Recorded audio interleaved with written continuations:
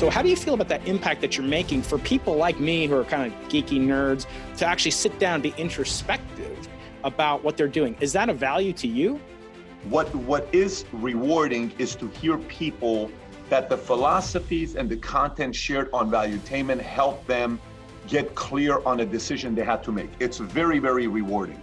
What I don't do to myself is I don't sit there and make myself think that it's that big of a deal of what I'm doing, because it goes back to the stoic of Marcus Aurelius, who would put a slave behind him whispering in his ear, you are not as important as you think you are. Because sometimes I think when we allow too much of the edification and the praise and the flattery that comes your way, you are almost stunt, it stunts your growth to the next level. And I'm curious about the unknown, because I already know what today feels like. I want to know what this feels like. What is the possibility of raising kids who one day they're able to do stuff their dad couldn't do, and they're inspired to take this mindset to the next level.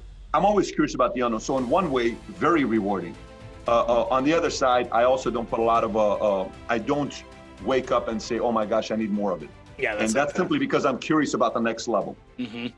There's a lot of psychology in this book. And what I like about it is you're just like, here's what you do when somebody ticks you off. Take responsibility, state specifically what you did, channel your frustration into getting better. So it's a self-improvement book masquerading as a business book. But what do you say to people like some of the skeptics who like feel about Gary Vee or somebody like that they are really just kind of promoting their own book? They're really, like, to use the insurance term or whatever, like they're selling their own stuff, and they actually are depending on people to fail. It seems like you are engaged with people succeeding, not failing, like Weight Watchers. They only make business because people like me go back and recidivism is high. How do you keep integrity in such an environment? I read a quote a long time ago by, is it Richard Branson, the guy from Virgin? I think it's Richard Branson. Mm-hmm. He said, teach your guys, your employees, everything that you know so they can go away, leave you, and compete against you, but treat them so well that they don't want to, okay? I mean, it's a fascinating message to be given, right? Where it's, listen, I'm gonna share everything I do with you guys. I said, like, one of the things I have a reputation for, if you work with me, I always like to do meetings and another person sit next to me, because I want you to learn how I negotiate. I want you to learn how to put out a fire. I want you to know and see, well, that one time Pat got heated, but he went from heated to this point, and how was he able to bring it down, and why did he get heated?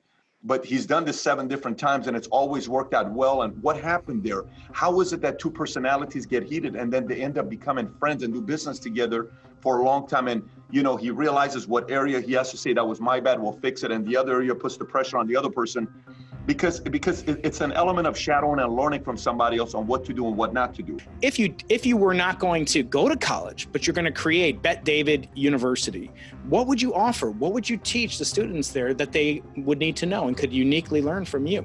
If I were to start a university one day, let's call it Bet David University, my university would be very, very different. Here's how my university would be. If we're teaching economics, you would have 2 professors, or maybe 3 professors. You would have a socialist, a communist, and a capitalist. And you get to watch them debate nonstop. That's how I would teach. If you want to have a course you're taking on marriage and relationship, you would have somebody that's single, never gotten married. You'd have somebody that's divorced, happily divorced, and you got somebody that's happily married. They're each gonna sell you why you ought to consider getting married, why you ought to consider, marriage is tough to be, or I'm just happy staying single. If I'm teaching you negotiation skills, you would get the people that are, hostage negotiators. You would get people that went to prison and are drug dealers. You'd get the people that worked in the streets. You get the people that worked in the business world that did the biggest deals when it comes down to negotiation. You will learn that. You learn human nature. You would have people sitting down on stage, and I would say, can you read that person's body language? How do they feel right now? Do they trust you? Do they not trust you? What's that giving you? What is this giving you? How do you read this person's tale? How do you read that person's tale? It would be a very different kind of a human nature university to be going to.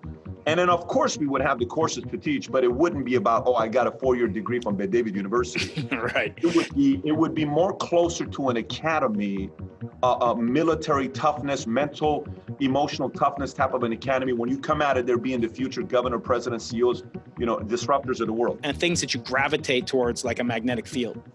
So it depends on what the position is and what you're doing. For example, I'll break it down for you. If I'm dealing with a salesperson or somebody is in sales that's working 1099. I look for somebody that played sports. I look for somebody that's got a chip. I look for somebody that, had a massive public humiliation of a loss, a breakup. I look for somebody that had major challenges that took place with them. I look for that if I'm dealing with sales and sales, because they have to be competitive. You got to be willing to do the work. Operations and customer service, I'm looking for somebody that's, maybe a certain spiritual foundation, faith, but we're a little bit more easygoing to deal with customers. And if I'm dealing with somebody that's finances and it's economics, I almost need somebody that's a little bit of a loner. I need somebody that's doesn't talk too much, that maybe is not very personable, maybe is a little bit private, doesn't want a lot of bragging rights. It all depends on position and department. But yes, everybody has a little bit of a quirk that helps in that department.